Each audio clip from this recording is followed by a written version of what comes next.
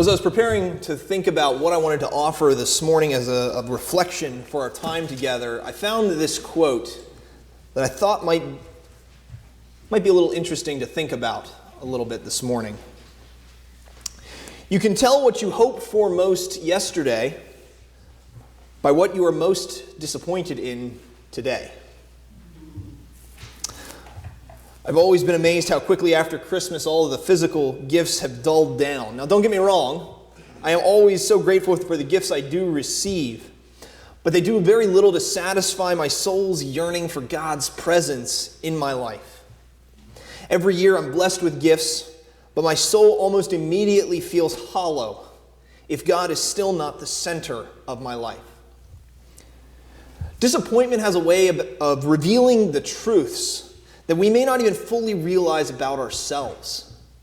Children will reveal their disappointments as they open that gift on Christmas morning, expecting that toy they have wished for all year long, only to find socks or a scarf. We all experience some form of disappointment in varying levels when it comes to our expectations being left unmet, even if we make them known or not.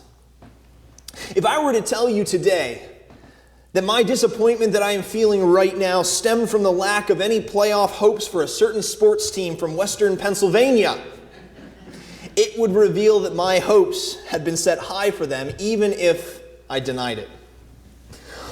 Or if I stood here today and I said that I was okay with not seeing my family at all, to sharing some time together around the holidays, I would be lying. And my subsequent disappointment in that not happening would be very telling. Today we have only a couple short days left until we begin not only a new year, but a whole new decade.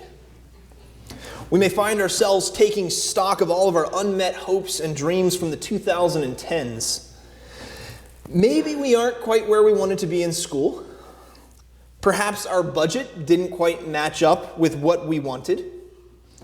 Or it could be that we wanted to see something change within ourselves but have made little to no progress. Overcoming disappointment is difficult, especially so when we selfishly try to keep making everything about ourselves. So often I find disappointment stems from wanting something in my life for my own gain, my own purposes, and my own selfish desires. It's so easy to fall for the lie that says I am the center of the universe in my life. But God's word says otherwise. The covenant we have committed to today reminds us of something different.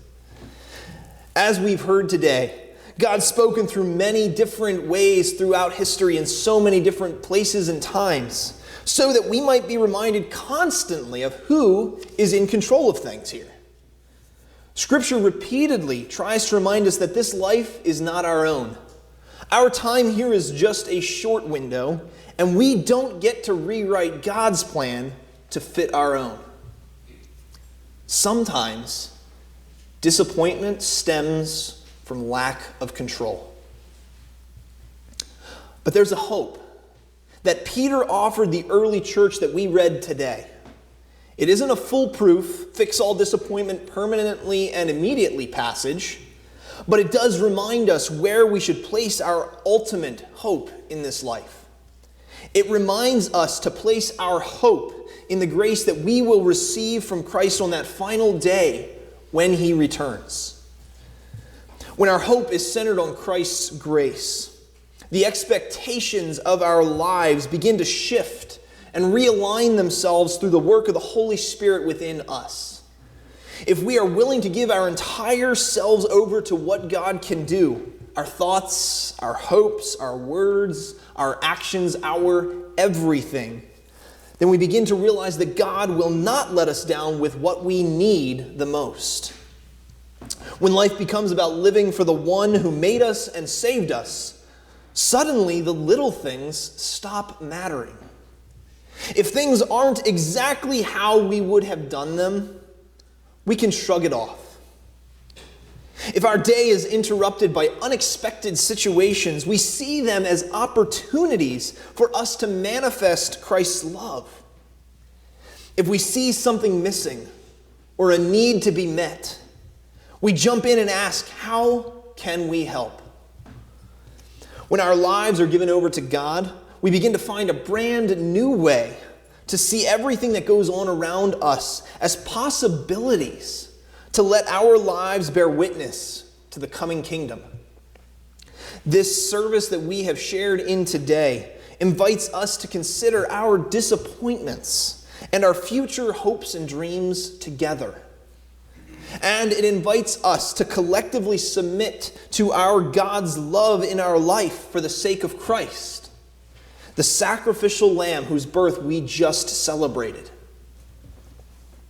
Over the past weeks, I've repeatedly invited this church to consider answering this question: why are you here? We have all found ourselves as part of God's church for one reason or another. In some way, shape, or form, the words of the gospel have impacted your life in some meaningful way that drives your walk with our God. Until now, I haven't heard from anyone yet. I'm still hopeful that I will, though. I want to stress how deeply we want to hear your story.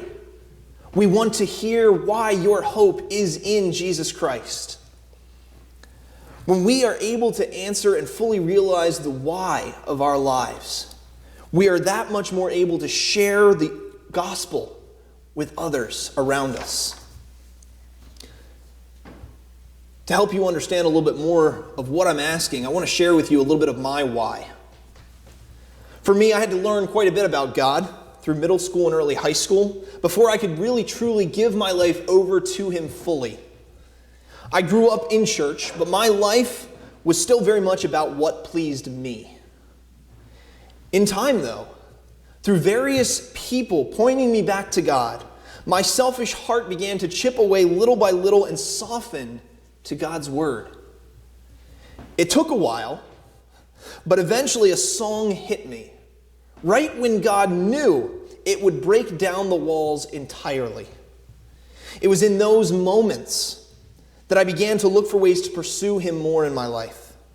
It wasn't perfect by any means, and it really still isn't at times.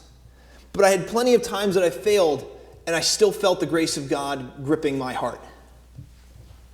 But for a guy who felt worthless for many, many years in many, many ways, this song became the answer to my question, why?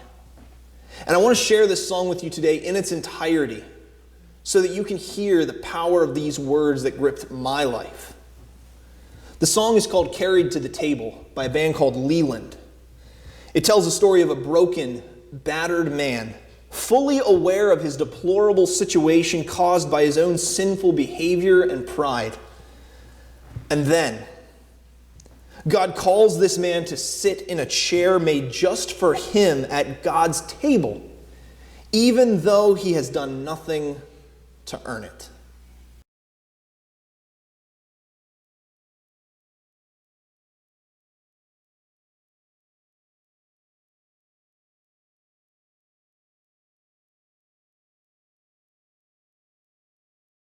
I hope those words spoke to you. I've shared that song of power in my life with a lot of folks over the years.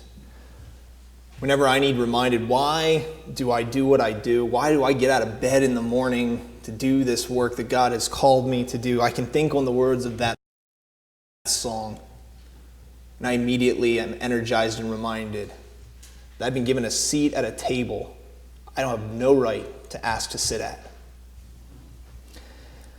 I've been blessed with a lot of friends, families, and mentors in my life who guided me to a grace I didn't know I wanted or needed until I experienced it. Today, as we close our time together, may you consider your disappointments and be drawn into God's presence once more so that He can continue the work that He has begun in each and every one of you. And may you remember your why, so that you may faithfully serve his plans for your life with renewed passion, energy, and joy and courage in the new year that is coming. Amen.